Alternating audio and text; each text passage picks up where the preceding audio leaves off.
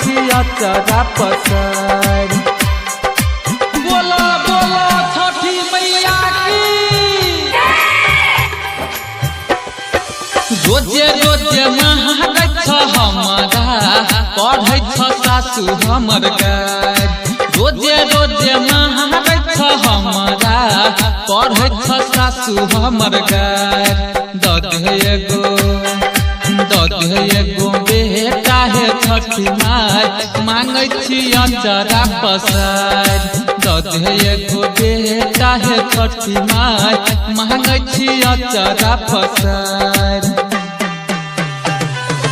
रोजे रोजे महागै छ हमारा पढ़ै छ सासु हमर गाय। रोजे रोजे महागै छ हमारा पढ़ै छ सासु हमर गाय। दधे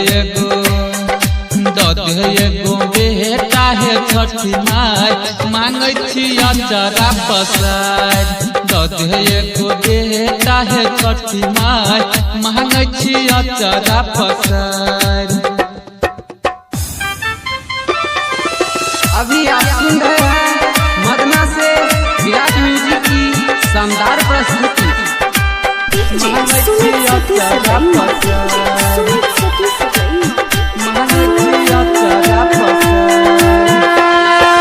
उलहन दही छ परोसनी लही छ हमारा दबाई।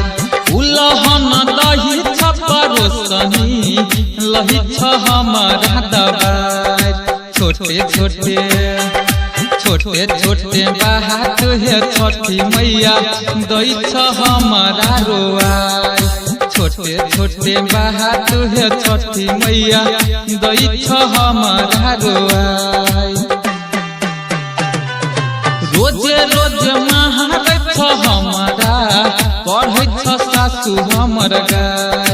रोजे रोजे महागै छ हमारा पढ़ै छ सासु हमर गाय। दधे एगो बेटा है छठी माय मांगै छी अचरा पसार। दधे एगो बेटा है छठी माय मांगै छी अचरा पसार।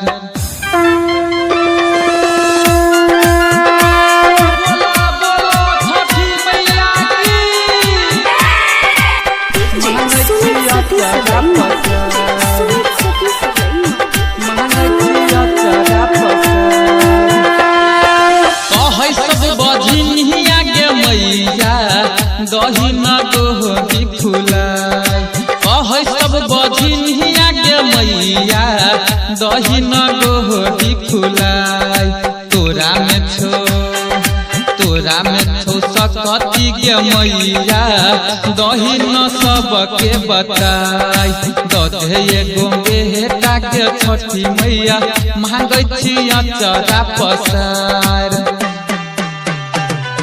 रोजे रोजे महागै हमारा पढ़ै सासु हमर गाय। रोजे रोजे महागै हमारा पढ़ै सासु हमर गाय। दधे एगो बेटा के छठी मैया मांगै छी अचरा पसार। दधे एगो बेटा के छठी मैया मांगै छी अचरा पसार। अभी आप सुन रहे हैं मदना से विराट म्यूजिक की शानदार प्रस्तुति। मांगै छी अचरा पसार। मांगै छी अचरा पसार। राइटर कमलेश हे मैया लिखै छ भजन तोहर आय। राइटर कमलेश हे मैया लिखै छ भजन तोहर आय। राजेश रंजन हे छठी मैया गाबै छ सुर से लगाई। राजेश रंजन हे छठी मैया गाबै छ सुर से लगाई। रोजे रोजे महागै छ हमारा पढ़ै छ सासु हमर गाय। रोजे रोजे महागै छ हमारा पढ़ै छ सासु हमर गाय। दद